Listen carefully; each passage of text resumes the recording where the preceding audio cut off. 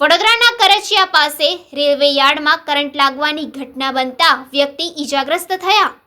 વડોદરા શહેરના કરચિયા નજીક આવેલા રેલવે યાર્ડમાં કામગીરી દરમિયાન ગૌતમ નગીનભાઈ સોલંકીને કરંટ લાગ્યાની ગંભીર ઘટના સામે આવી છે। ઘટના બાદ તાત્કાલિક રેલવેના કર્મચારીઓ દ્વારા તેમને સારવાર માટે હોસ્પિટલ ખાતે ખસેડવામાં આવ્યા હતા, જ્યાં હાલ તેમની સારવાર ચાલી રહી છે। પરિવારજનોના આક્ષેપ મુજબ ગૌતમભાઈ સોલંકીને રેલવે વિભાગ દ્વારા પૂરતી સેફટી વિના કામ કરાવવામાં આવતું હતું અને એક પ્રકારનો ત્રાસ પણ આપવામાં આવતો હતો। આ દરમિયાન જ કામ કરતા સમયે તેમને કરંટ લાગ્યો હોવાનું કહેવામાં આવી રહ્યું છે। આ બનાવને પગલે રેલવે વિભાગની ગંભીર બેદરકારી સામે પ્રશ્નો ઊભા થઈ રહ્યા છે।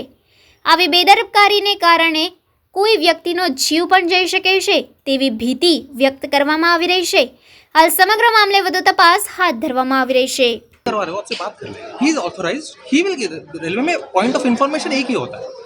रही बात फैमिली से बात करने की, तो फैमिली से बात करें, बट मीडिया से बात करने का we are only one authorised person. 2 से 3 घंटा जैसा हो गया, कोई बंदा अभी जीवन और मृत्यु के बीच में झोला खा रहा है और बाद में बोलते हैं कि हम आएगा कब आएंगे। कौन आएगा? कितने घंटे हुए इंसिडेंट्स को? मैं इंसिडेंट में आपसे नहीं डिस्कस करूंगा। हाँ तो कब वो लोग कब आएंगे? कौन जो आपसे बात कर लेंगे, ऑथोरिटी पर्सन बोल रहे हैं, बात कर लेंगे कब आए? આ છોકરો સેકન્ડ શિફ્ટમાં ગયો હતો। રેલવેમાં નોકરી કરે છે। એના પપ્પા રેલવેમાં નોકરી કરતા હતા અને એના બદલામાં આ છોકરાને નોકરી મળી છે। અમારે ચોથા વર્ગના કર્મચારીને ઝાડુની નોકરી મળવી જોઈએ। તે ઉપરાંત આ લોકો ચોથા વર્ગના કર્મચારીને લોઢર બનાવીને જ એ લોકો રેલવે વાળા એક્સેપ્ટ કરે છે, લે છે। ખરેખર આ વસ્તુ ના બનવી જોઈએ। જે વ્યક્તિ નહીં કેપેબલ, એમના રેલવેના છોકરા હોતી કહે છે કે અમે અમારા નોકરી નહીં કરવી, તો પણ એ લોકો નોકરી કરાવે છે। હવે અચાનક એ છોકરાને ઉપર કંઈક ચડ્યો અંદર, તો અચાનક તો ના ચડે, તો કંઈ સેફટી હોવી જોઈએ ને। તમે નોકરી કરાવો છો તો સેફટી તો હોવી જોઈએ।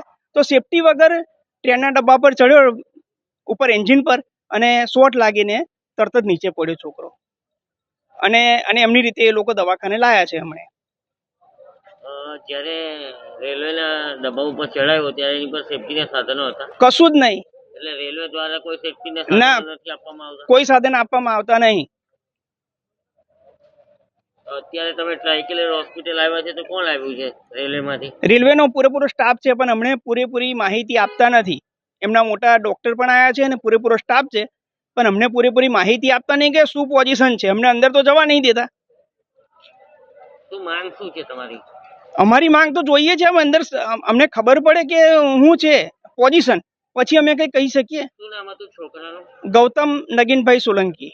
ઉંમર વર્ષ કેટલી હતી? ઉંમર લગભગ 30-32 ની આજુબાજુ હશે કદાચ। અને કઈ જગ્યાએ કામ કરી રહ્યા હતા?